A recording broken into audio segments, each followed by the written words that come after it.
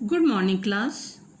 बच्चों, मैंने आप लोगों को एक अपठित गद्यांश दिया था जिसमें खरगोश और कौवे की एक कहानी दी थी, जिसे पढ़ करके आप लोगों को दिए हुए प्रश्न के उत्तर लिखने थे। उम्मीद है आप लोगों ने लिख लिया होगा, लेकिन रिवीजन के लिए मैं आप लोगों को एक बार फिर से बता दे रही हूँ कि आप लोगों को किस प्रकार से करना था। कहानी कुछ इस प्रकार से थी। खरगोश और कौवा। आम के पेड़ पर एक कोयल बैठी थी।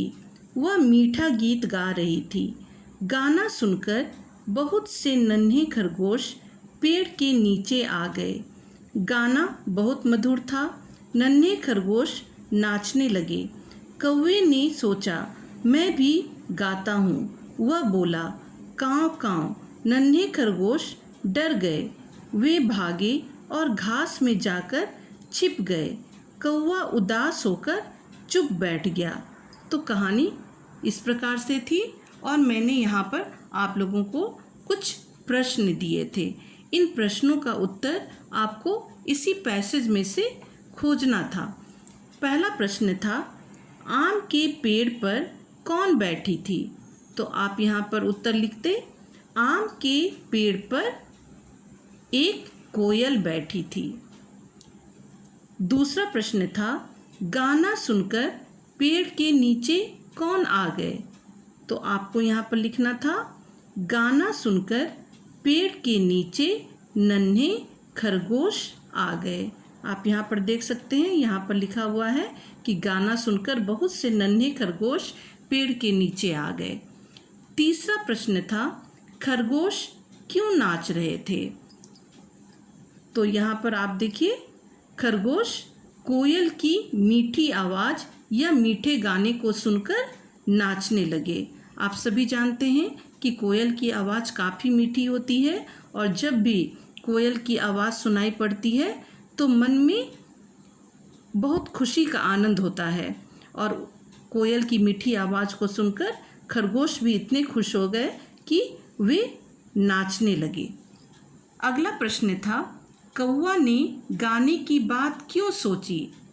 आप देख सकते हैं कि जिस पेड़ पर कोयल बैठी हुई थी उसी पेड़ पर एक कौवा भी बैठा हुआ था। जब कौवा ने यह देखा कि कोयल की मीठी आवाज़ को सुनकर खरगोश नाचने लगे तो उसे भी यह मन होने लगा कि मैं भी गाना गाऊं। तो आप यहाँ पर आंसर के रूप में लिख सकते हैं कि कोयल की मीठी आवाज़ को सुनकर कौवा ने गाने की बात सोची। या यहाँ पर आप ये भी लिख सकते हैं, जैसे आपने देखा कि यहाँ कोयल की मीठी आवाज़ सुनकर नन्हे खरगोश नाचने लगे, तो यहाँ पर इसका आंसर यह भी हो सकता है कि नन्हे खरगोश को नाचते हुए देखकर कौवा भी गाने की बात सोचने लगा। अगला प्रश्न है, खरगोश कहाँ छिप गए? आपने देखा यहाँ पर लिखा हुआ है कि जैसे ही कौवा गाने लगा, कौवे की कर्कश आवाज़ को सुनकर खरगोश डर गए और वे घास में जाकर छुप गए। तो आप यहाँ पर लिखेंगे, खरगोश घास में छिप गए। अंत में है, कौन उदास होकर चुपचाप बैठ गया? तो आप यहाँ पर लिखेंगे, कौवा उदास होकर चुपचाप बैठ गया। जब खरगोश घास में छुप गए तो यह देख करके कौवे को काफ़ी बुरा लगा कि मेरा गाना उन लोगों को पसंद नहीं आया। यह सोचकर वह उदास हो गया। तो यहाँ पर आंसर होगा कि कौवा उदास होकर चुपचाप बैठ गया। इस प्रकार से इस पैसेज में से ही आपको प्रश्नों के उत्तर ढूंढ कर लिखने थे और सभी प्रश्न के उत्तर आपको पूरे सेंटेंस में देने हैं, यानी पूरे सेंटेंस में आपको लिखने हैं। तो उम्मीद है कि आप लोगों ने इसे बना लिया होगा और नहीं भी बनाया होगा तो अब आप बना लीजिएगा कॉपी में।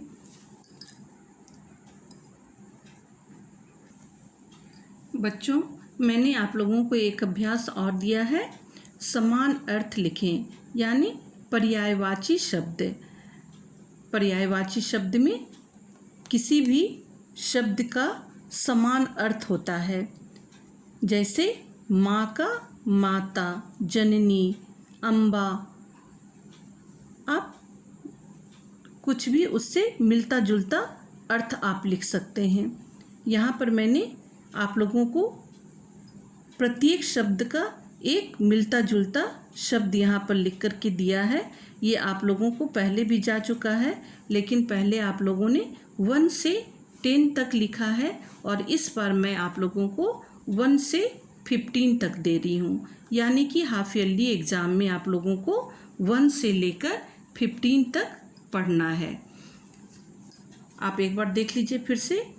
माँ का दूसरा अर्थ होगा माता, सूरज का सूर्य, सुबह का प्रातः, चंदा का चांद, जल का पानी, डाल का डाली, धरती का जमीन, सागर का समुद्र, बालक का, यहाँ पर बालक का होगा लड़का, ये गलत है, मित्र का दोस्त, रास्ता का राह, हवा का वायु, पहाड़ का पर्वत, बीमार का रोगी, उदास का दुखी। इस तरह से आप लोगों को 1 से लेकर 15 तक आप लोगों को पढ़ना है।